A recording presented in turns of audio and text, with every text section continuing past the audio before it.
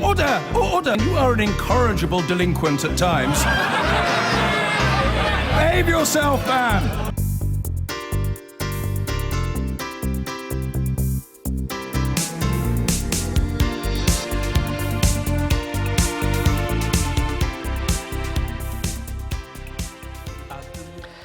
The Irish Deputy Prime Minister has told Sky News that Conservatives and Labour MPs talking down the Good Friday Agreement is irresponsible and reckless. Well, Sky's Dublin correspondent Darren McCaffrey is in Newry on the Irish border. There were high hopes, weren't there, only last week that things were going to be coming closer together in terms of politics in Northern Ireland. Now this spat north and south of the border.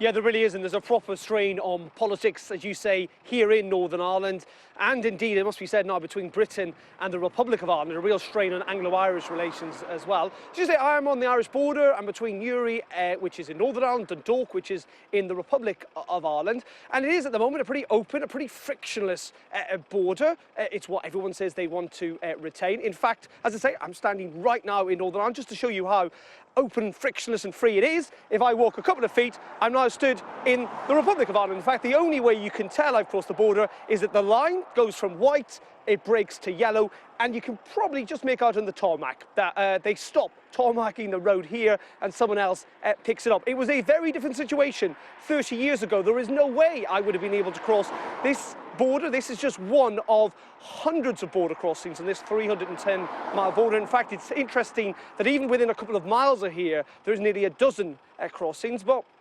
30 years ago, up on that hill, there were watchtowers looking down on the security posts here, which were stopping traffic from travelling across here. 50 years ago, it was this, a customs hut, when there was no customs arrangement between the UK and the Republic of Ireland. Many say we could see the return of these if Britain is determined to leave the customs union, but the police service here in Northern Ireland have said they're not willing to protect those customs posts because they think it is too dangerous. And you can probably tell with the traffic here as well, every few minutes there are lots and lots of lorries, lots of trade between the north and south. Thousands of lorries cross this border every single day. People live on each side of this border. They work on different sides of this border. That is why, in many regards, it is such a sensitive issue. It is also in tie with the breakdown of the talks in Northern Ireland, a very politically sensitive time here, and hence why we've heard from people like Owen Paterson, who used to be Secretary of State for Northern Ireland, who's a Conservative MP, from people like Kate Hoey, a Labour supporting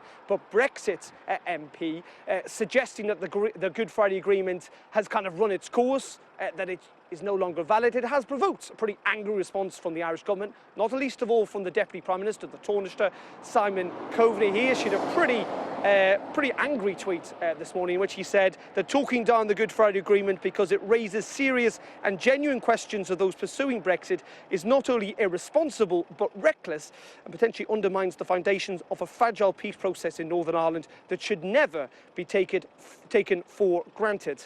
Now, much of the concern, aside from the talks in Belfast, is about what will happen here. And that concern also comes from the European Union, who insist that Britain haven't put forward any practical solutions to try and work out what this border should look like after Brexit.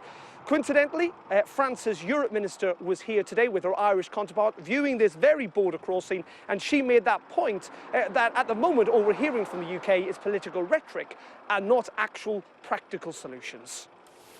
Okay.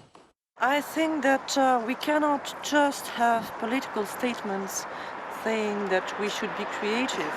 There should be a detailed proposal in order for both sides to be able to keep on with businesses and probably share the same regulations for the future, which is obviously one of the key concerns that we have.